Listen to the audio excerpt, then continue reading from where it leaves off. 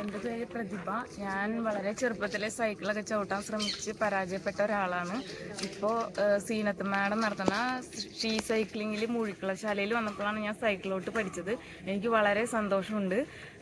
ഇനിയും എനിക്ക് സൈക്കിളോട്ട് ചവിട്ടണം എന്ന് തന്നെയാണ് ആഗ്രഹം. എൻ്റെ മകളുടെ സൈക്കിൾ ചവിട്ടി എനിക്ക് ജംഗ്ഷനിൽ കൂടി പോകണം, കുറുമശ്ശേരിയിൽ.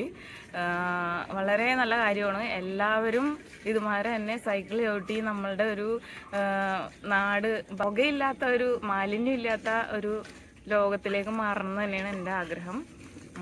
വളരെ നല്ല കാര്യമാണിത്. എല്ലാവരും സൈക്കിളോട്ട് പഠിക്കണം.